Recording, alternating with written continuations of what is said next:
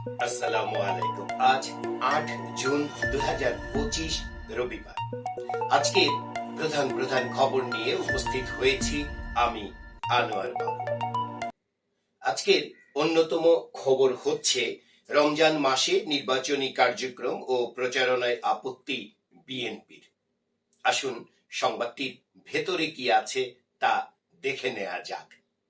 জাতীয় সংসদ নির্বাচন বিষয়ে অন্তর্বর্তী সরকারের প্রধান উপদেষ্টা ডক্টর মোহাম্মদ ইউনূস ঘোষিত সময়সীমা নিয়ে সন্তুষ্ট হতে পারেনি বিএনপি। রমজান মাসে নির্বাচনী কার্যক্রম ও প্রচারণা নিয়ে আপত্তি আছে দলটির। তারা মনে করছে প্রধান উপদেষ্টার ভাষণে জাতির প্রত্যাশা পূরণ হয়নি। বিএনপি বারবার ডিসেম্বরের মধ্যে নির্বাচন আয়োজনের কথা বলে আসছে।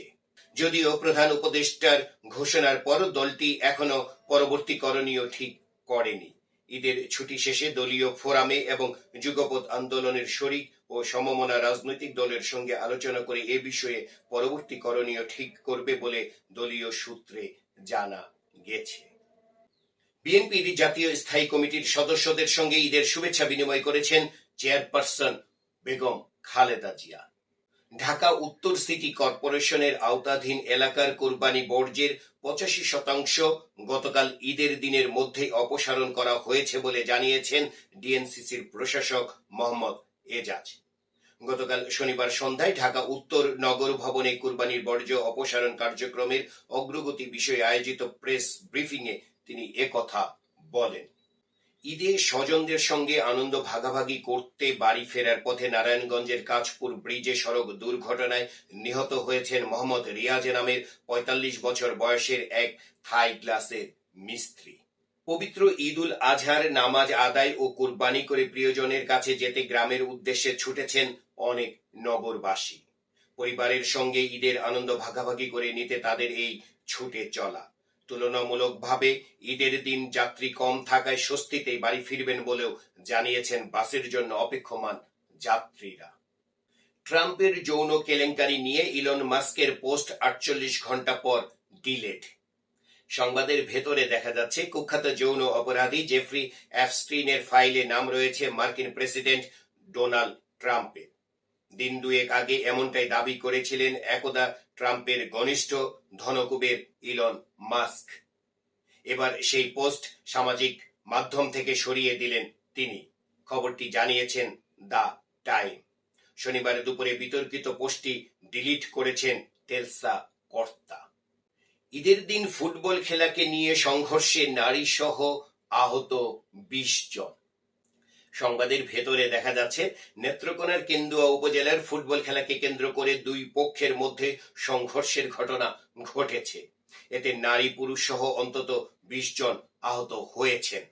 গুরুতর আহত ৫ জনকে ময়মনসিংহ মেডিকেল কলেজ হাসপাতালে ভর্তি করা হয়েছে। ঈদের দিন শনিবার কেন্দুয়া উপজেলার বোয়াইলবাড়ি ইউনিয়নের কান্দিপাড়া গ্রামে এ ঘটনা ঘটে। ঈদের নামাজ নিয়ে দ্বন্দ্ব, প্রতিপক্ষের ছোড়া বোমায় বিএনপি কর্মী নিহত।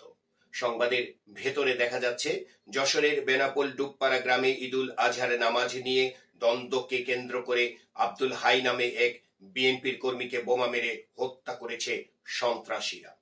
শনিবার রাতে ডুবপাড়া জামতলা মোড়ে এ হত্যাকাণ্ডের ঘটনা ঘটে বলে স্থানীয়রা জানিয়েছে। গাইবান্ধার সুন্দরগঞ্জে দুর্বৃত্তের হামলায় গুরুতর আহত ইলিয়াস মিয়া, যার বয়স ৪০ বছর, এক বিএনপি নেতা চিকিৎসাধীন অবস্থায় মারা গেছেন।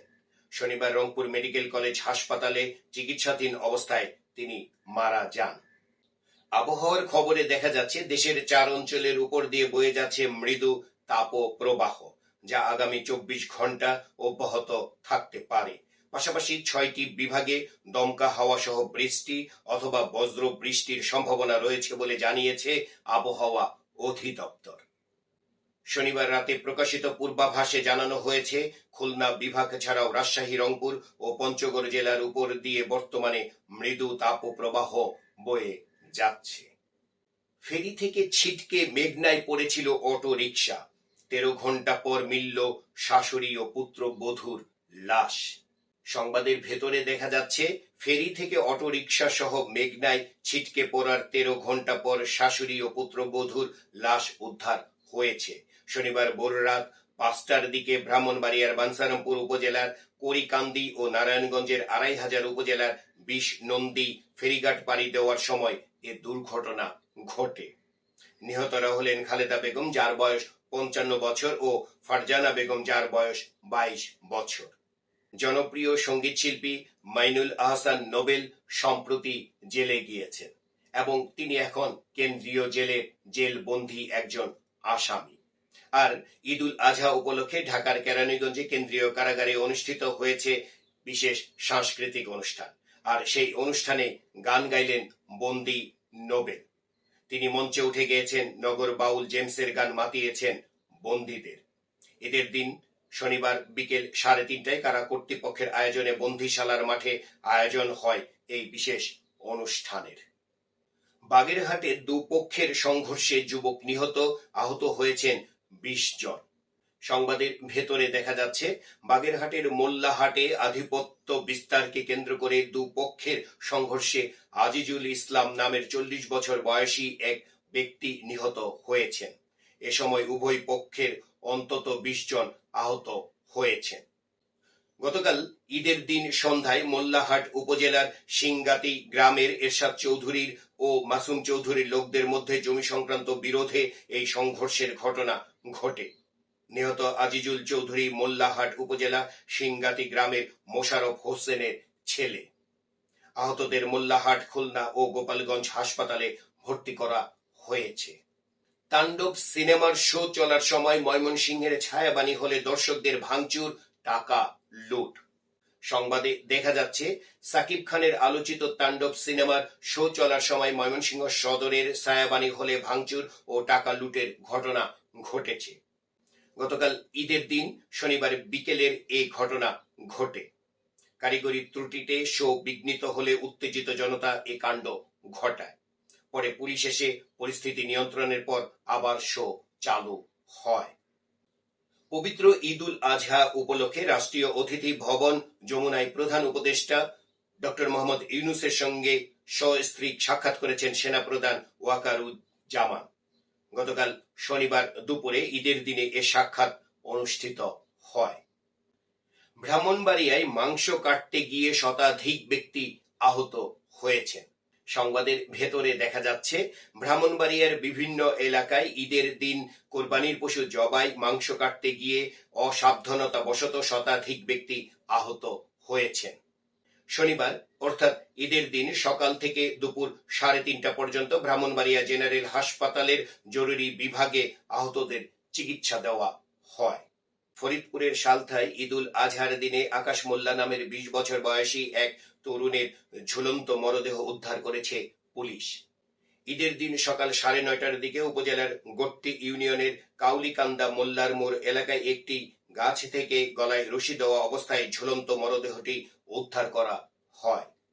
ঈদের দিন স্ত্রীকে গলা কেটে হত্যা করে স্বামী পালিয়েছে। সংবাদের ভেতরে দেখা যাচ্ছে, লালমনিরহাটের পাটগ্রাম উপজেলায় পারিবারিক কলহের জেরে এমি বেগম নামের 19 বছর বয়সী এক গৃহবধূকে গলা কেটে হত্যার অভিযোগ উঠেছে তার স্বামী হাসিবুলের বিরুদ্ধে।